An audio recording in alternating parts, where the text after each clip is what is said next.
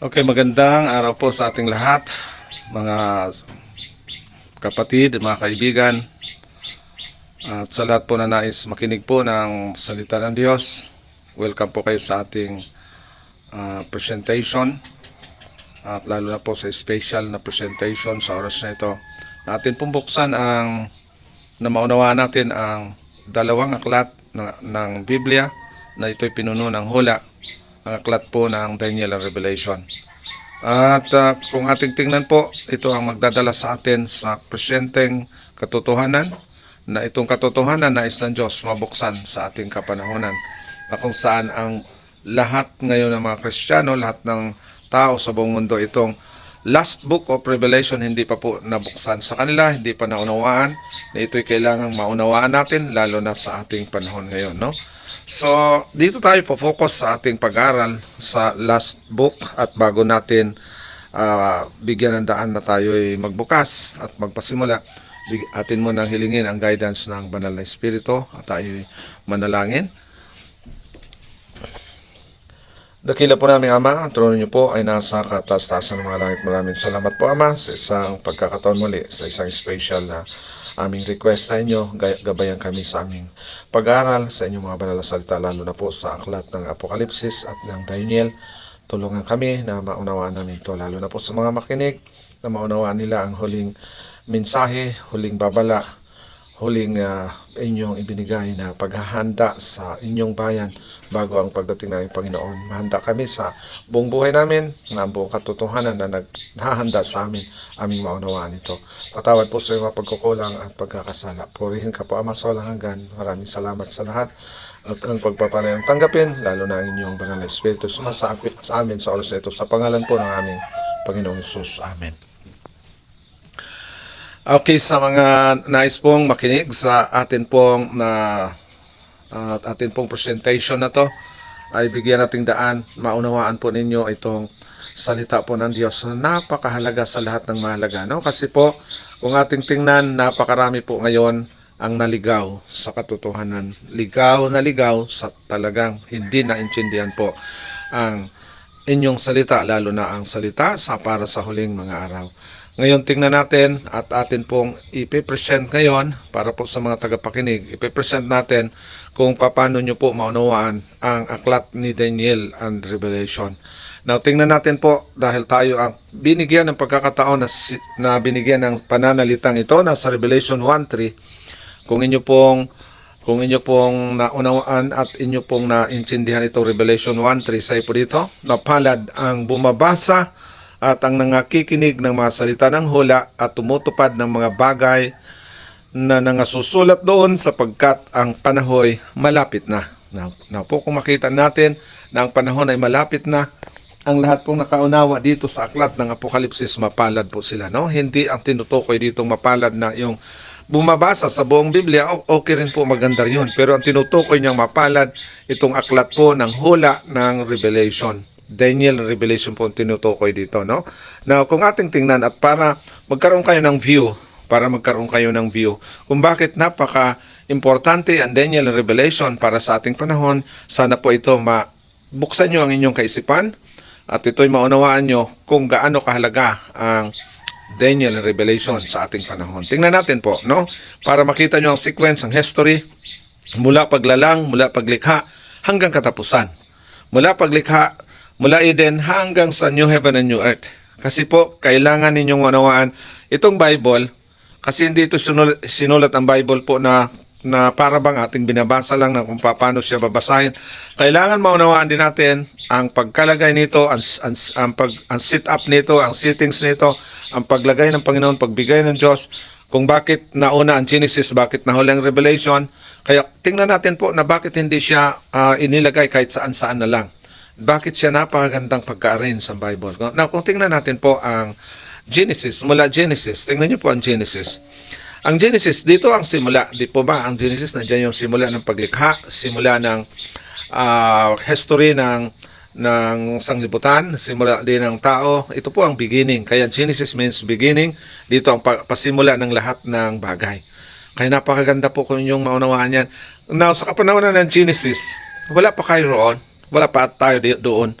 hindi pa tayo nabuhay. Kahit po sa Exodus, hindi pa kayo buhay nung kasaysayan sa Exodus dahil ang Exodus sa kapanahon nila Moises, sa panahon ng Genesis, yung pong mga patriarkasyon mula kay Adan. Kung tingnan natin, ang kasaysayan nila Adan, wala pa man tayo doon.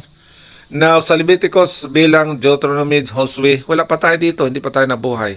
Sa aklat ng Samuel, wala pa po tayo.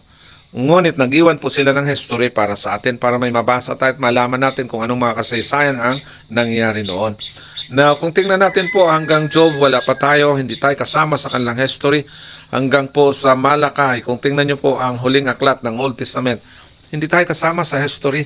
Kung bagan, mababasa lang natin na may history noon, pero past history, hindi tayo kasama pa noon. Ngunit, kung ating tingnan naman sa New Testament, tingnan nyo po, Matthew, Mark, Luke, and John, ito yung 4 gospel books na hindi pa rin tayo kasama sa history. Kasaysayan ito ni Jesus. Ito yung kasaysayan ni Jesus, no?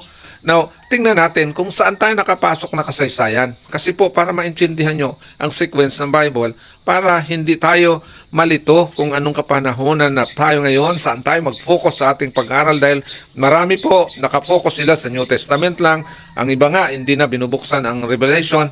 Ang iba nga, nakafocus lang kay Paul. Ang iba, nakafocus lang sa Gospel books. Magagaling sila sa 4 Gospel books. Magagaling sa mga sulat ni Paul. Pero hindi nila alam kung nasaan ng panahon tayo ngayon. Kaya po, ito ngayon, ang pinakamahalaga, malaman natin, kaya po sinimulan ang Revelation, kung tingnan nyo ang last book na mapalad silang nakabasa, nakaunawa, tumutupad. Ngayon, tingnan natin po, saan nga ba tayo nakapasok dito sa mga aklat na ito? Dahil sa panahon ng 4 Gospel books, wala pa naman tayo doon dahil kasaysayan ni Jesus yun. Sa panahon ng Gawa, Romans, Corinthians, Galatians, wala pa tayo dito dahil makasaysayan po ng mga alagad to at mga kasaysayan din nila Pablo. So sa mga missionary work nila, kasaysayan ng kanilang buhay, hindi pa kayo isinilang noon, hindi pa tayo kasama sa history. So sa Biblia po, nasaan kaya tayo dito? Sa mga aklat na to, saan kaya tayo? Ang inyong panahon, ang ating kinabubuhay ngayon, nasaan ba tayo ngayon? Kasi po, karamihan, basta nalang pinag-aralan ng Bible, hindi pinag-aralan kung nasaan na nga ba tayo na panahon ngayon. Now, kung tingnan natin, ang ating kapanahonan, nasaan kapanahonan na nga ba tayo? Kung ipasok tayo sa Biblia, saan nga po ba tayo ngayon? Now, tingnan ninyo po, ang Titus, wala pa naman tayo doon. Santiago, Peter, John, wala tayo, Judas. So, ibig sabihin po, may kasaysayan na nakapasok tayo na wala tayo rito sa mga naunang aklat, kundi nasa huling aklat na po tayo. Kumbaga, dapat nakatuon na tayo ng pansin sa pag-aaral sa huling aklat dahil tayo po ang ating panahon nakapasok na po tayo sa aklat ng Revelation. Kaya nga po may 7 churches dyan, nakapasok tayo sa 7 churches. Pang-ilan na po tayo sa 7 churches? Hindi man po tayo sa first, kasi ang first po, sa first church, hindi pa naman tayo nabuhay noon. Sa second church, hindi pa rin tayo nabuhay, no? Kaya kung tingnan nyo, ang sequence ng Bible, napakaganda kung maintindihan po natin. Dahil marami pong hindi nakaunawa kung ano ang Biblia, basta lang bukas ng Bible, hindi naman alam kung paano itong saan nga ba tayo nabubuhay na panahon. Kaya nga po mayroon tayong tinatawag na present truth, presenting katotohanan, present light, na ito na pong mag-guide sa atin na hindi na tayo mawawala, maliligaw. Ngayon, hindi man tayo nabuhay doon sa mga nauna pong record na mga aklat, nandito tayo nabubuhay sa Revelation, sa kapahayagan, no? Dito po sa Apokalipsis. Now, kung sa Revelation tayo nabuhay, kung sa 7 churches, pang-ilan na po tayo ngayon na church? Kung ating tingnan ang history po, nasa 7 churches, nasa pang-7 church na po tayo ngayon, no? Kung ating tingnan po ang ika-7 church, nasa Laodicean period. So, ang Laodicean period po, ito yung periodo, panahon ng Laodicea, na hindi na po tayo sa Philadelphian period, hindi rin tayo sa Ephesian period, wala pa po tayo doon. Kasi hindi pa naman tayo nabuhay sa Philadelphian period, hindi pa tayo nabuhay sa Thyatirian period, nabuhay tayo sa Laodicean period, no? Ito. Kung inyong tingnan ito sa iglesia, sa anghel, sa iglesia sa Laodicea, isulat mo. So, itong last church, ito na yung tinutumbok ng Panginoon para ngayon. Para po ngayon. Now, kung para ngayon ito, kaya nga po, kailangan maunawaan natin ang ating kalagayan ngayon dahil po, pinaalam sa atin na itong Laodicean Church, para ngayon, para sa atin ngayon, hindi sa Philadelphia, hindi sa Efeso, hindi sa Thyatira, hindi sa Pergamo, para sa Laodicea, na ang manabubuhay sa Laodicea ay para ngayon, sa ating panahon. Lao means people, Dikeia means judgment, para po sa araw ng paghukom ngayon ay kailangan makita natin paano ka naglilingkod sa Diyos. Kaya dahil alam ng Diyos ano ang ating kalagayan, na narito po sa verse 15, nalalaman ko ang iyong mga gawa, na ikaw ay hindi malamig o mainit man. Ibig ko sanang ikaw ay malamig o mainit, kaya sapagkat ikaw ay malahininga at hindi mainit o malamig man, ay isusuka kita sa aking bibig. So, yung sa Laodicean period, sa last na history, sa last na period, ito po, kailangan natin ditong maunawaan natin to dahil ang kalagayan natin sa iglesia ay hindi mainit. Ngayon, ang gusto ng Panginoon, ito po ang verse 16, sapagkat kaya ikaw ay malahininga, ikaw ay hindi mainit. So, ang alam niya na hindi mainit ang iglesia, o malamig man, kaya isusuka kita. Now, ano po ang nais ng Diyos?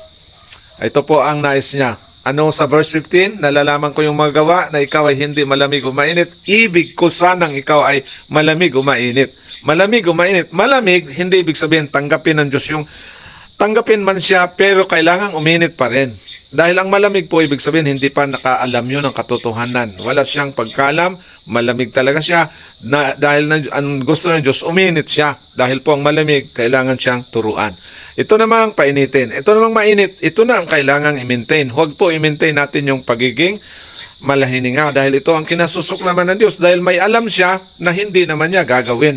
So ang alam na ng iglesia, mayroon na siyang maraming alam, hindi lang niya gagawin. Kaya siya tinawag na malahininga.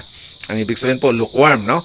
So ang lukewarm, yan ang kinasusuklaman ng Diyos. Huwag po tayo doon sa lukewarm dahil ayaw ng Diyos ang lukewarm. Now ngayon, tuloy-tuloy po natin. Dahil po sa ang iglesia ay, kung ating tingnan po ang kasaysayang ito, nasa Revelation tayo, ang mensahe natin ngayon nasa Revelation 14. Ang periodo natin nasa last period, sa ika-7th period, ika-7th church, ayan na po ang Laodicean, at ang message natin po ay nasa Revelation 14, 6 to 12. Yan ang message na kailangan po nating maunawaan. Itong 6 to 12 na mensahe, ang message na Revelation 14, 6 to 12. Now, dahil po nasa Revelation 14, 6 to 12 tayo, kailangan nakafocus, kaya po kung inyong tingnan ito yung present truth para sa atin ngayon. Ito yung first, second, and third angels message na para sa kanyang iglesia. Now, ito pong makaunawa dito, maswerte sila. Maswerte. Ngayon, ang ating message po ay first, second, and third angels message at sila po hindi pwedeng i-separate. Sila sama-sama hanggang sa dumating ang ating Panginoon. Ang mensahe po ay kailangan, yan ang threefold angels message. Ang angel, yan ang movement. Ang movement naman, ang angel, ang mga messenger, iba-iba sila. Kaya may first angel, first movement, first messenger, second messenger, third messenger, at ang last messenger, mayroon pang last messenger. Kailangan maintindihan natin ang last messenger, last na magdala ng last final warning. Now, kung tingnan natin po dito, kaya binigyan tayo ng babala dahil sa last church na ito, ibibigay ng Diyos ang buong katotohanan na wala doon sa nauna, wala sa Genesis, wala sa Genesis hanggang Jude, wala doon. Narito lang sa Revelation po. Kung ating tingnan, ang katotohanan ito, wala sa ibang aklat, wala dyan, maliban sa Daniel and Revelation. So, may dalawang aklat po na tinutumbok ang Diyos. Itong aklat ni Daniel, at aklat ng Revelation, na siyang dalawang aklat na puno ng hula na kailangang maunawaan natin ngayon, na siya na pong magtuturo sa atin ng presenting katotohanan na dapat po nating malaman. Kaya po yung mga nag-aral ng hula, swerte sila, no? Kung tingnan niyo po kung tingnan natin ang nakasaad po sa prophecy, gospel law and prophecy. Now, pag sinabing gospel, naroon po sa Revelation ang gospel, yung everlasting gospel, Revelation 14:6, naroon ang everlasting gospel. Kaya ang gospel, kailangan maunawaan natin yan. Ang law, naroon din po Revelation 14:12, 14:6, and 12. Nandoon po ang law and prophecy. Ang hula po, naroon na rin sa Revelation 14:8, Revelation 14:9 and 10, at hanggang na po sa 12, no? Naroon din ang prophecy. Kung baga, ibinigay na ng Diyos ang gospel naroon, ang law naroon, at ang prophecy naroon, ang hula naroon. So, ito po ang nakasaad, ang nakasulat, at dapat po nating unawain ito. Ang nakasaad po dito, near the close of the world's history. Ito pong world's history, ito po bago siya at malapit sa kanyang pagwakas, sa pagsasara. Ang sabi po dito, as we near the close of the world's history, the prophecies relating to the last days especially demand our study. So, yung mga hula pala po na para sa last days para sa atin ngayon. Now, tandaan nyo po ang last days. Kailangan maintindihan nyo yung last days. Sinabi po ng Daniel 12:4 na ang last days, pag nag-increase ang knowledge, ang mga tao parito, ang tawag doon ay time of the end. Ang tawag din dito ay last days, huling kapanahonan, huling araw. Especially demand our study. So dito na po, nagde-demand, nangangailangan natin pag-aral. The last book of the New Testament, Scriptures, is full of truth that we need to understand. The last book, alam niyo po, tinutukoy last book. Kaya nga po, mapalad dito ang nagbubukas. Marami po pong close sa kanila ito. Ang last book, ito na pong Revelation. Ngayon, ang gusto ni Satan na hindi ito manawaan. Say po dito, Satan has blinded the minds of many so that they have been glad of any excuse for not making Revelation their study. Kaya po ang Revelation, sasaraduhan ang mga mata ng mga tao para itong Revelation hindi mabuksan sa kanilang pag-aaral at sa kanilang mga mata, hindi ito maunawaan sa kanilang kaisipan at para po sa bayan ng Diyos. But Christ, through His servant John, has declared what shall be in the last days. And he says, "Blessed is he that readeth, and they that hear the words of this prophecy, and keep those things which are written therein." Alam niyo po, maging mapalad lang tayo kapag inyo pong binuksan ang inyong kaisipan, ang inyong mga mata, na maintindihan nyo kung ano itong Revelation. Itong Revelation para na sa inyo ngayon. Ang Revelation para sa atin sa last days, hindi po tayo ang para sa Matthew, Mark, Luke, and John. Sa panahon nila Paul, nagbubukas pa lang po ng gospel si Paul sa kapanahon ni Paul. Pag open pa lang ng gospel, ang Revelation po, pagsasara na ng Ebanghelyo. Kaya po ito napakaganda kung inyong mabuksan, no? Now, kung tingnan natin, say po dito, kung inyong tingnan Revelation 14:6-12, nariyan ang buong katotohanan sa Revelation 14:6-12. Now, kung ating tingnan ang prophecy, ito po nakasaan. The burden of Christ preaching was, the time is fulfilled, and the kingdom of God is at hand. Repent ye, and believe the gospel. Thus, the gospel message as given by the Savior Himself was based on prophecy. So, ang Ebanghelyo po, nakabase siya sa hula. Kaya napakaganda po kung ating buksan ang mga hula ng Panginoon. No? Kasi ang prophecy, ito yung magbigay sa atin ng foundation. Prophecy, the foundation of our faith. Tandaan nyo po, pag hindi nyo alam ang hula, hindi nyo rin makikita, lalo na po ang kabuong katotohanan para sa paghanda, hindi nyo rin alam at hindi nyo rin maabot ang tunay na justification and tunay na sanctification. Kasi po, kulang ang pagbubukas ng hula. Now, kung tingnan natin po, nakasaad dito, na ansay po dito, the Old Testament, the sure word of prophecy is the only key that will unlock the New Testament scriptures and show that Jesus Christ revealed in the gospel is the Son of God, the long-expected Messiah. Alam natin, ang Old Testament po, naroon na ang mga hula, ang mga prophecy, lalo na kay Jesus. Pero ang New Testament, siya na rin ang maghanda sa atin para sa prophecy naman sa 7 churches, prophecy sa 144,000, prophecy sa Mark of the Beast, prophecy sa pagsisilyo ng bayan ng Diyos, ang seal of God. So, prophecy po sa last days, sa prophecy sa 7 churches, sa 7 last plagues, sa 7 trumpets, prophecy sa bago mag-close ang history ng mundo, nariyan po sa Revelation.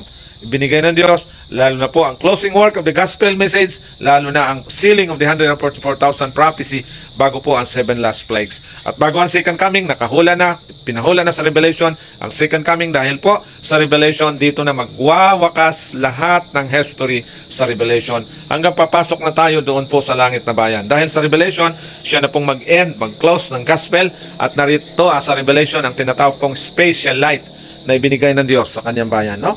Now, titingnan natin po, may nakasaad dito, kaya may nakasulat pong special light ng Revelation. If the sense of the Old Testament were to be bright in shining lights to the world, we are bound to shine brighter than they, because we have all the light which they had flashing upon our pathway from the prophetic past, and the additional light which has come to us in the life of Christ. Fuller prophecies revealed in the true Jehovah to those upon whom the ends of the world are come. God has a special light. Ito po ang tandaan natin. God has a special light in this age of the world. A special message to give in proclamation of the third angel's message. The commandments of God and the testimony of Jesus Christ. So tandaan niyo po yon. Ito yung special light and special message, the proclamation of the third angel's message. And ano po, sa dito, the commandments of God, kasama siya doon sa third angel's message, the testimony of Jesus Christ, and the testimony of Jesus Christ. Now, itong proclamation of the third angel's message, ang third angel's message po, ito yung nagtuturo sa atin sa sanctuary truth. Wala na pong ibang gawain ng ating Panginoon dahil ang third angel's message, si Jesus, habang dala niya ang message ng justification at ipinakita niya po ang sanctuary truth, naroon siya sa most holy place na siya po ngayon ay handang magpatawad sino mang taong lalapit sa kanya. Sino mang taong ikumpisa ng kanyang kasalanan, tatanggap sa ating Panginoong Jesucristo, siya ay handang magpatawad sa mga taong nais mabago ang kanilang buhay at siya rin po magtuturo sa atin at ang may kapangyarihan ng kabanalan siya rin po. Kaya ituturo niya tayo sa most holy place dahil naroon ang Ark of the Covenant, na naroon ang special at pinakabanal na lugar, ang most holy place, naroon ang throne of grace, throne of mercy, and naroon din ang Ark of the Covenant, na kung saan naroon ang Ten Commandments, naroon ang Rod of Aaron, naroon ang Mana. Na doon po sa Ark of the Covenant, na naroon ang Mana, Rod of Aaron, Ten Commandments, yun ang special na bahagi ng kasaysayan ng mundo na kailangan ipinakita at makita dapat ng bayan ng Diyos na ating maunawaan dahil ang judgment ng Diyos, doon niya i-base ang pag-judge sa lahat ng tao. Kaya po yung Ark of the Covenant, covenant, ang ibig sabihin po agreement. Yung agreement na yan, yan po ang magpatutuo, magpapatunay. Kaya po testament, Ark of Testament, Ark of the Agreement, Ark of the Covenant, covenant, ibig sabihin po tipanan. Ark yon, tinago yon para ang tipanan ay walang katapusan. No? So kung tingnan natin, itong most holy place, kaya siya special light dahil gagawin ni Jesus ang lahat po na gawain niya hanggang tapusin niya ang gawain na ito. At sa pagtatapos ng kanyang gawain, kailan matapos? Kailan magtapos ang kanyang gawain? Kapag nasilyo na po ang 144,000. Pag nasilyo na ang 144,000, tapos na ang kanyang gawain. Habang hindi pa silyado ang 144,000, hindi pa matatapos ang kanyang gawain. At kailan nagsimula ang pagtatatak ng 144,000? Kung kailan din siya pumasok sa most holy place. Kung kailan siya pumasok sa most holy place, yun din ang pagsimula ng pagtatatak niya ng 144,000 at tatapusin po niya na magtatak ng 144,000 at sa volume 3 ng Testimonies 266, the closing work of the church is the sealing of the 144,000. Kaya po itong pangwakas na kasaysayan ng mundo, buksan natin po para maintindihan nyo ang closing work of the church.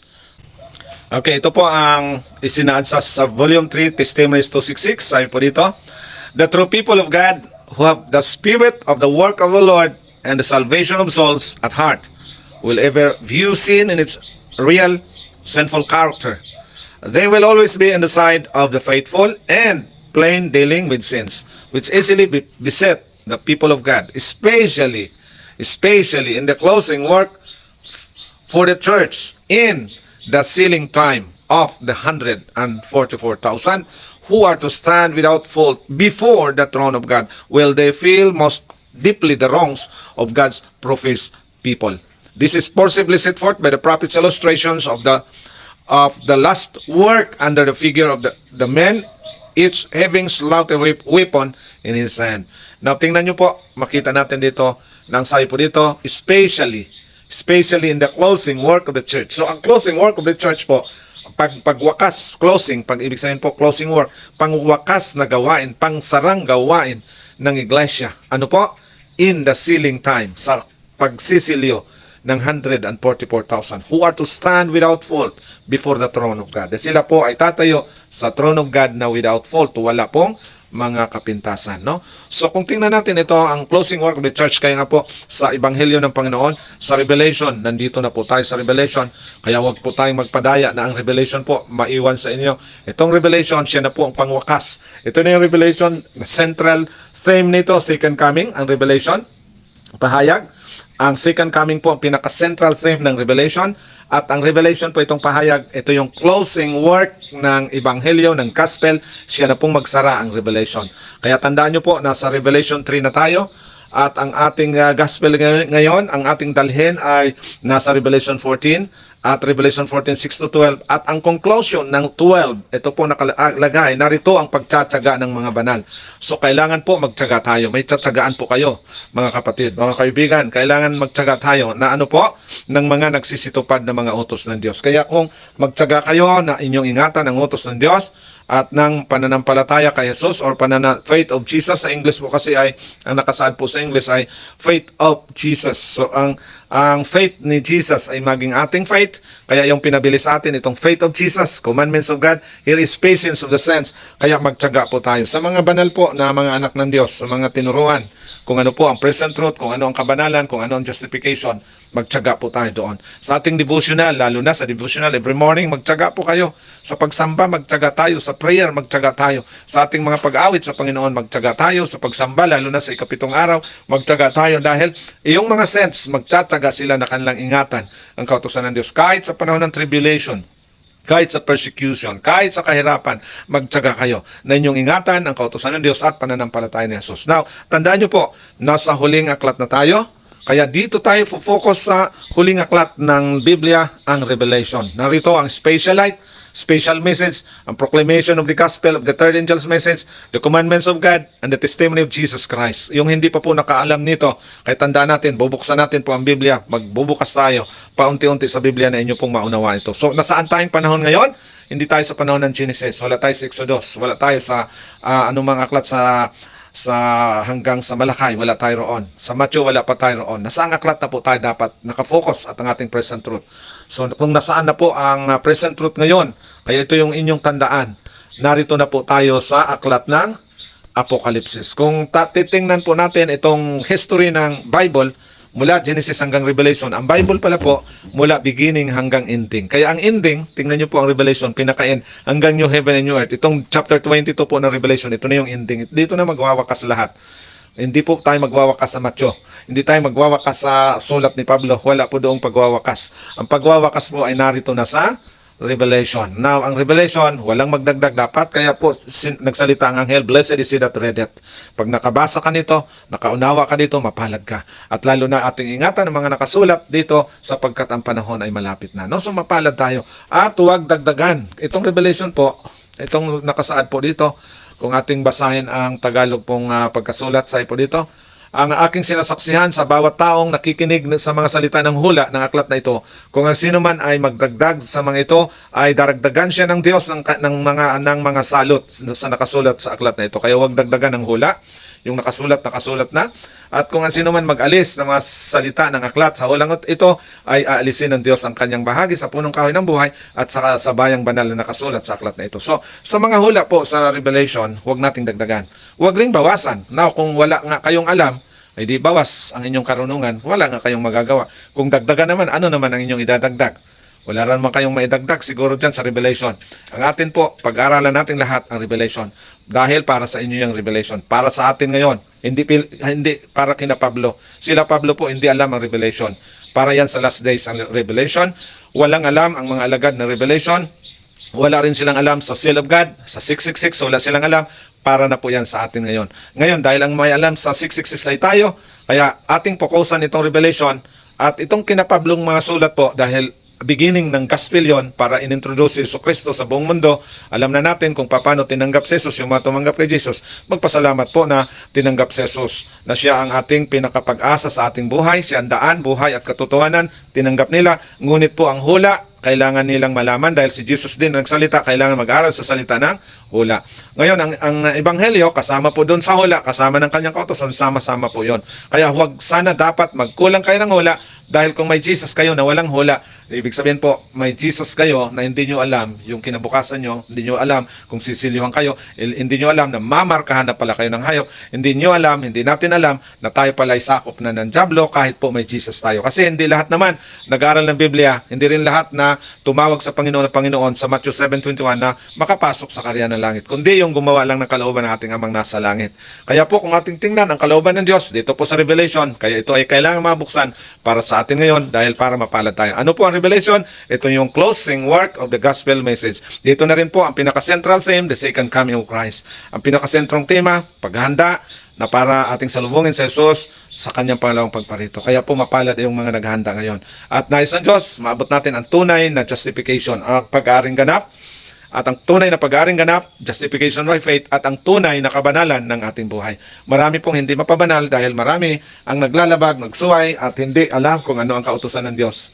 Marami po ang naligaw, kaya po marami ang hindi mapalad. Siguro tuloy-tuloy muna nating buksan to hanggang sa maunawaan nyo po ang Revelation, no? So maaring sa sunod nating pag-aral, buksan pa rin natin hanggang unti-unti nyong maintindihan kung ano itong Revelation. So purihan ng Diyos sa oras na ito, ang pagpapala ng Diyos laging suma sa atin, gabayan tayo ng Panginoon, mapuno tayo ng biyaya ng Diyos, lalo na po sa mga nakikinig. Tandaan nyo po, mapalad kayo. Tandaan natin, ang Bible is to be our guide, and instead of consulting the wisdom of men, and as accepting the divine truth and assertion of finite mortals, we should search the sure word of prophecy. Yan po, we should search the sure word of prophecy. God has spoken and His word is reliable. Kaya po kapag naintindihan nyo na ang hula, swerte kayo. Pag hindi nyo pa naintindihan ang hula, ibig sabihin may kulang kayo, no? So, purihin ng Diyos sa oras na ito, nawa po nabigyan nating daan na maintindihan natin to. Anong last book? Yan na po ang Revelation. Nasaan na tayong panahon ngayon? Saan na tayo nabuhay? Nasa Revelation. At bakit hindi pa natin bigyan daan na mabuksan ang Revelation? Tingnan nyo po ang pinaka-last part dito. We want our Bibles and we want to know what is written therein. That the diligent students of prophecy will be rewarded with the clear revelations of truth. For Jesus said, Thy word is truth. Purihin ang Diyos sa oras na ito. Sana po maintindihan nyo na tayo po pala ay dapat mag-focus sa aklat na ng Revelation, Apocalypse, na dito na ang full of truth, truth for this time, the present truth. Purihin ang Diyos, pagpalain po tayong lahat. Ito po aking dalangin. In Jesus' name. Amen. Para po sa ating closing prayer, tayo po ay manalangin. Dakila po namin, Ama, marami po salamat sa oras na ito na kami pinakapag-aral niyo mga banal na salita. Tulungan, Panginoon. Maraming salamat din na ginabayan kami ng banal na Espiritu. Salamat din po sa karunungan, kaalaman.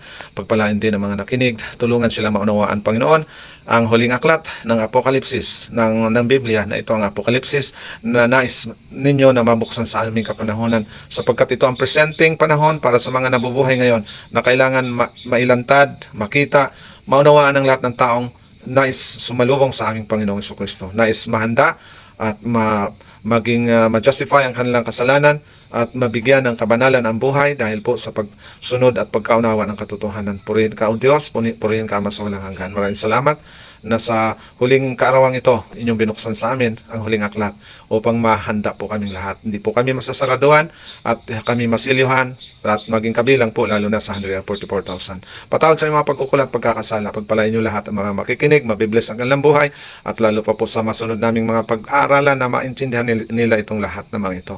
Ito po ang dalangin, ang biyaya, kapayapaan, pag-ibig, kagalakan sa paglilingkod sa inyo mapuno ang bawat puso, lalo na po sa mga nakinig ng inyong mga salita. Ito po ang dalangin in Jesus' name. Amen. Okay, purihin ang Diyos sa oras na ito. Nawa po gabayan tayong lahat, pagpalayan, at bagaman inabot na ng medyo madilim tayo ngayon, nawa ang pagpapala ng Diyos ay mapasa ating lahat. So sa mga viewers, pagpalain po kayo, nawa po maintindihan nyo ang Biblia, ang tunay po na sequence nito, mula Genesis hanggang Revelation, kung nasaan na tayong panahon, sana maintindihan nyo. At sa sunod po nating ilalabas muli, at sana po inyo ring subaybayan dahil ating ilalabas lahat ng katotohanan hanggang maintindihan nyo lahat. No? Ang pagpapala ng Diyos, mapuno ang bawat isa, mapuno ng biyaya, ang ating puso, kagalakan, sa paglilingkod, kapayapaan, lalo karunungan, kaalaman, at maabot natin ang justification and sanctification ng ating buhay. Ito po rin dalangin in Jesus' name. Amen.